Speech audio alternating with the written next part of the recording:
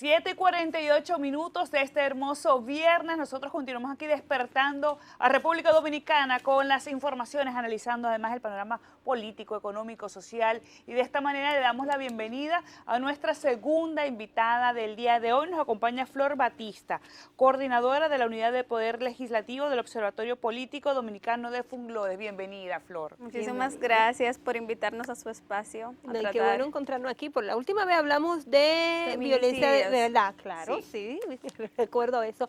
Pero bienvenida a Despierta RD y vamos a hablar de la parte política. Sé que tienen un congreso, pero antes de entrar de lleno a este tema, me gustaría saber los puntos de vista desde el observatorio a todo este proceso político de la República Dominicana de los últimos días.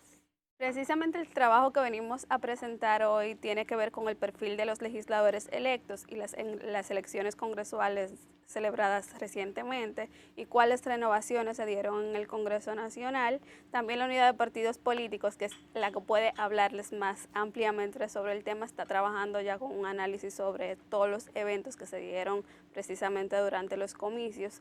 Pero de manera específica, en la unidad en la que yo me encuentro actualmente, nos encontramos con una renovación básicamente completa dentro del Congreso Nacional, con 127 legisladores nuevos. Estamos hablando de que solo el 39.6% de los legisladores fueron reelectos en este periodo, y si se compara con el periodo 2016-2020, estamos hablando de que para ese periodo 60% de los legisladores fueron reelectos de forma consecutiva a ese cargo. ¿Estos resultados les dejan a ustedes análisis sobre las razones por las cuales ha habido estos cambios? Precisamente una de las cosas que nosotros tratamos de verificar fue qué tanto incidieron, por ejemplo, la aprobación del proyecto de las leyes de partidos políticos y de sistema electoral, y una de los eventos que pudimos notar fueron cómo incidieron las cuotas que se implementaron en estas leyes durante este proceso. Por ejemplo, en el caso de las mujeres, donde se esperaba que la cuota de género abierto aumentara la cantidad de mujeres en estas instituciones, a pesar de que hubo un debate muy intenso, porque se hablaba en un inicio de que era una cuota que se aplicaría a nivel nacional, un mínimo de un 40%, máximo de 60% de un sexo u otro. Lo que hizo fue que disminuyó la cantidad de mujeres que hubo en este periodo. A mí me gusta cuando tocaste el tema, que era mi siguiente interrogante, y porque sé que tratas también el tema femenino. Queda demostrado entonces que no es tan importante o no vale quizá el esfuerzo el que haya una cuota para la mujer en este tipo de procesos. Lo que sucede, y esto ya se ha evidenciado en otros países de América Latina, las cuotas de género aparecen en un momento de la historia donde las mujeres eran totalmente minoría en los cargos electivos, y surgieron con la intención de que fueran temporales, no que se extendieran a través del tiempo como ha sucedido en los últimos años. En República Dominicana se implementó una cuota de género abierta sin primero evaluar cómo estaban trabajando los partidos políticos, el tema de la formación política para las mujeres, el tema del financiamiento, si era el mismo financiamiento para los candidatos hombres que para las candidatas mujeres, y ese tipo de cosas.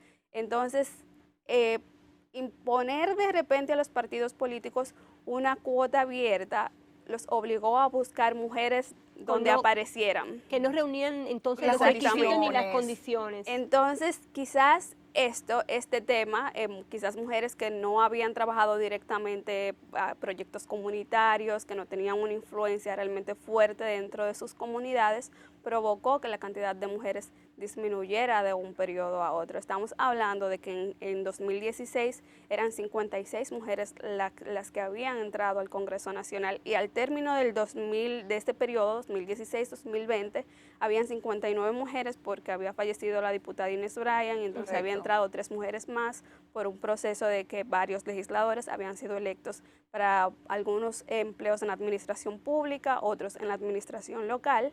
Y entonces ahora estamos hablando de que solo 48 mujeres están dentro de las instancias legislativas, o sea, 48 en el Congreso, en la Cámara de Diputados, y 4 en el Senado, 52. 52, o sea que estamos hablando de una disminución de un 7.1% en la cantidad de mujeres. Entonces ese 7.1% que pone nuestro género quizás en desventaja, podría entonces surgir una propuesta, podrían ustedes como observatorio trabajar los próximos 4 años para que esta cuota no sea necesaria, sino que nos permita libremente con esfuerzo, con trabajo, con dedicación, ganarnos el puesto, no que nos los den. De hecho, cuando se discutían las leyes que se aprobaron entre 2018 y 2019, nosotros hicimos realmente un análisis en el Día Internacional de la Mujer, hicimos un análisis sobre las cuotas y cómo deberían tratarse dentro de esas leyes que en su momento eran iniciativas dentro del Congreso Nacional.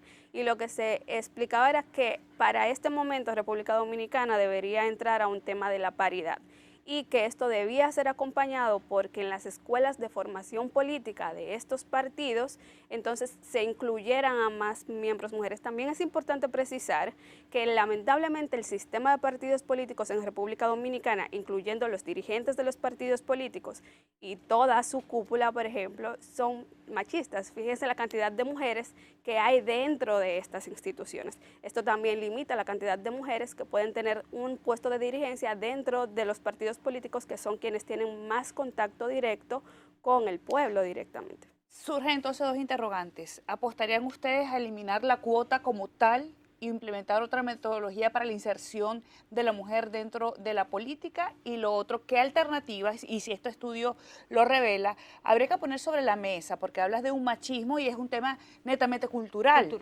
Entonces, ¿cómo hacemos para atacar nosotros ese ámbito o esa arista para dejar colar a través de la capacidad, que es lo que lo puso sobre la mesa Ana Mercy, que además pareciera que es el principio de cualquiera que debería ganarse un puesto independientemente del género, porque además desde mi perspectiva es tan discriminatorio como hablar del color de la piel.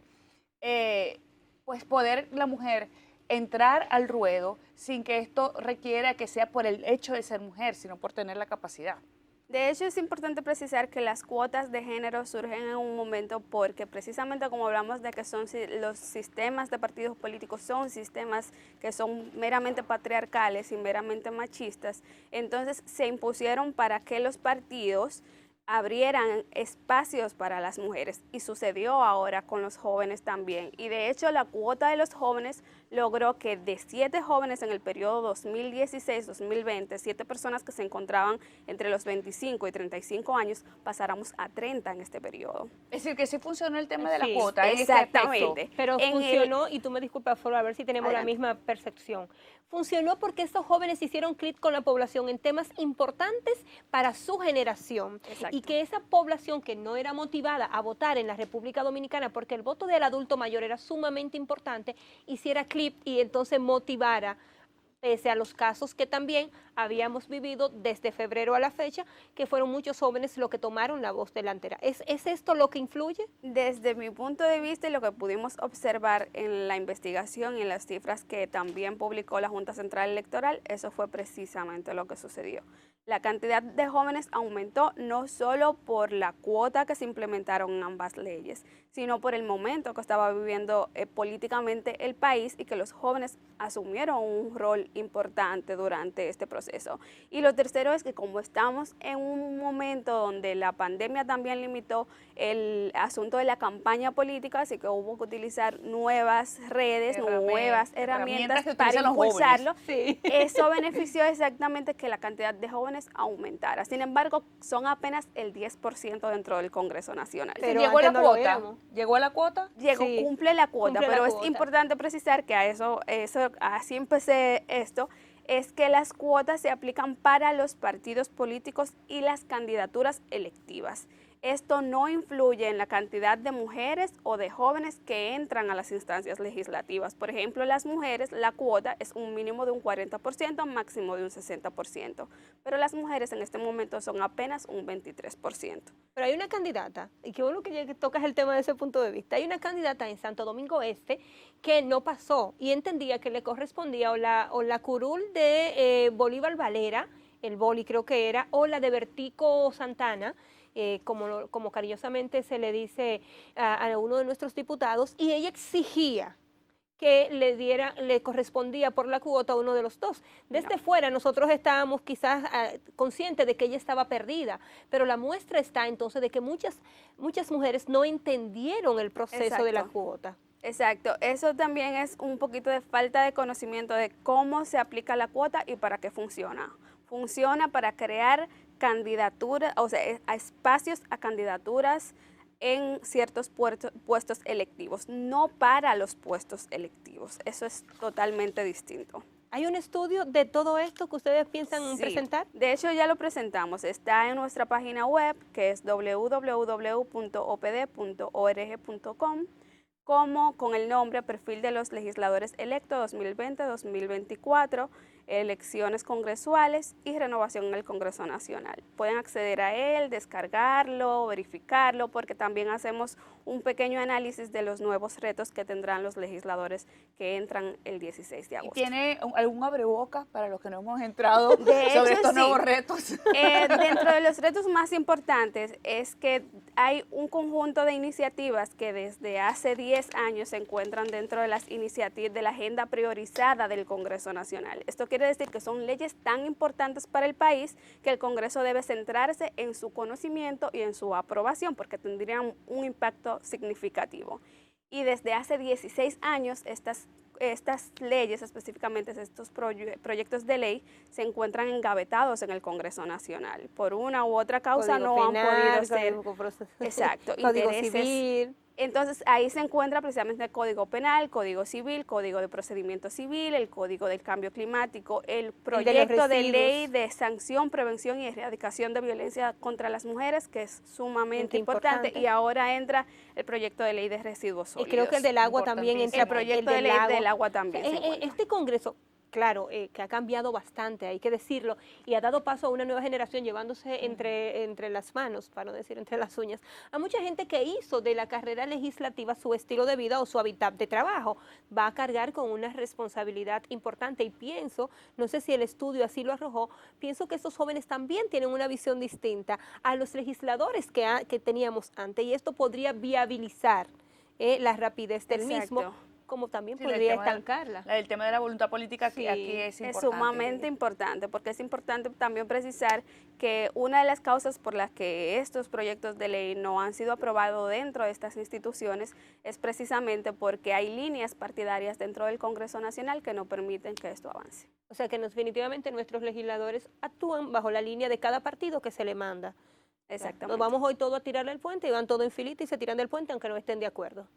Y eso es importante porque durante los últimos 12 años el Congreso Nacional ha estado dominado por el Partido de la Liberación Dominicana. O sea que la mayoría de los legisladores pertenecen a este partido en ambas instituciones. Esto quiere decir que se limita realmente la cantidad de proyectos de ley que hay porque está dominado por un solo partido. Ahora con estos comicios surgió un fraccionamiento partidario. Correcto. Que permitirá tener un mayor debate, una riqueza importante en cuanto al debate de los proyectos de ley. Y esto tal vez, diferentes posturas, exactamente, y permitirá que surjan proyectos de ley que al final no tengan que ser devueltos al Congreso Nacional porque violenten alguna otra norma. ¿Qué me gustaría? Que la inmadurez aflore y haya gente que se atreva a denunciar. Yo no estoy de acuerdo, pero mi jefe de partido dijo que hay que irse por ahí. Y eso puede pasar porque antes había más disciplina. Los adultos mayores que estaban en esa posición eran más obedientes. Y esto puede ser que traiga un elemento distinto al Congreso. Exacto. Bueno, ustedes van a tener los ojos observadores y nosotros también como medio de comunicación vamos a estar pendientes de cómo se desarrolla justamente estos debates y estas aprobaciones dentro del Parlamento. Y nosotros estaremos a su orden para hacer ese vehículo entre la población y los estudios que ustedes puedan presentar a través del observatorio. Muchísimas gracias. Nosotros tenemos una responsabilidad muy importante con el país y es precisamente mantenernos observantes a lo que sucede dentro de las instancias legislativas y eso es lo que haremos. Que así sea siempre. Gracias, Flor Batista, del Observatorio. Es la coordinadora de unidad del Poder Legislativo en el Observatorio Político Dominicano de Funglode. Ha estado también con nosotros con otros importantes temas en el área femenina. Así es, nuestra compañera... Así es, nos despedimos. Sí, ya es hora de irnos. Bueno, tenemos ganas de quedarnos, pero nos tenemos que ir. Muchísimas gracias a ustedes por acompañarnos durante todas estas 2 horas llenas de información. Ana Mercy se despide hasta el lunes, yo me despido esta noche, lo digo, por el 5 en la emisión estelar. Feliz viernes para todos. Así es.